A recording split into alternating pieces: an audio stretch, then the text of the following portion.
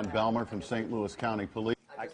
I can address that. Chief Thomas Jackson of the Ferguson Police Department. Let's listen.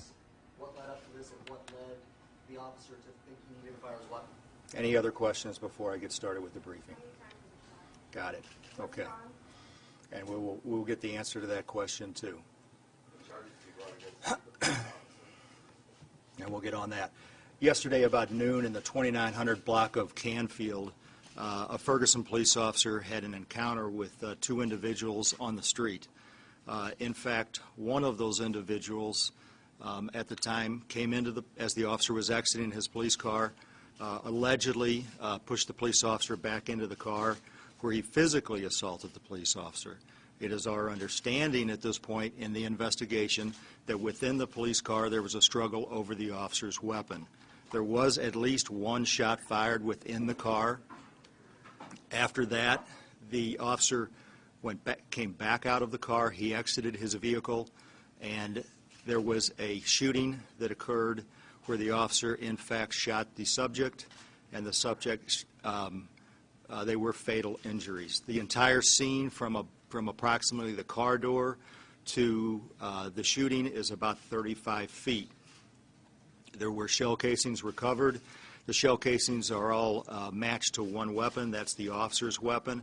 There were more than a few shell casings recovered. I cannot say at this time how many times the subject was struck by gunfire. It's hard to know. It was more than just a couple, but I don't think it was many more than that. There is the medical examiner is conducting an investigation today to determine that, and please keep in mind that it's going to take as long as 6 weeks for the toxicology reports to come back on this. I think I'd like to underscore the fact that Chief Tom Jackson, who's sitting to my left, called me personally yesterday as he was arriving to this scene and asked the St. Louis County Police Department Bureau of Crimes Against Persons to investigate this. Obviously, I would not imagine that anybody would do that if they felt like they had anything to hide or, in fact, did not want the investigation to be looked at independently, and then the facts and circumstances of that investigation be looked at by a neutral party. While we talk about that, I will tell you this. When this investigation is complete, the facts and circumstances will be turned over to the St. Louis County prosecuting attorney. I have been on the phone with Mr. McCullough, who's out of town. Those facts and circumstances will be given to him, and then he will have the opportunity to determine the justification, whether or not any charges will be filed, anything like that. And by the way, these are standard protocols that we go through when we have the opportunity to investigate these kind of unfortunate actions. People have asked me about the FBI, whether or not they're going to be involved in this investigation.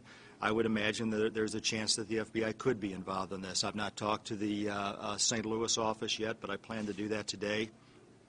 That's not unusual for that to happen in these type of cases. Typically, the FBI will come in afterwards. They'll take a cursory look at the case, find out if there's information to where they can open a file up, and then, in fact, they may or may not become involved in the investigation. So we're going to take a look at this. We're going to do it thoroughly. I'd like everybody here to appreciate that it took a very long time yesterday to process this scene. We only get one opportunity to take a look at these scenes. They're only the scene one time. And there were a lot of folks down there. Their emotions were running very high. I know that we certainly understand that. I know that Chief Jackson and the Ferguson Police Department appreciates that. But we felt like that we had to practice our due diligence down there on this scene. That's why it took as long as it did. I feel like we've done a very good job regarding the investigation. We've done a very comprehensive canvass. We've talked to as many people as we can. We're trying to get any electronic data, any footage that's out there of the incident, and we are continuing to talk to folks today. Two more things real quick. The officer who was involved is been on the police department about 6 years. I'm unaware of any other issues that he has been involved in during his employment as a police officer in the city of Ferguson. We also will be interviewing that officer more extensively today. We had an opportunity to speak with them, of course, yesterday, but because of the dynamics of the scene, we didn't get to spend as much time with them as we would have preferred, so a very comprehensive interview will be conducted with that officer today, who is in fact on administrative leave. Before he comes back, Chief Jackson assures me that he will have to go through 2 different psychological evaluations before he will be able to return back to duty. So that's basically what's going on with it. Again, the investigation is continuing. I would like to be able to even answer more questions than that.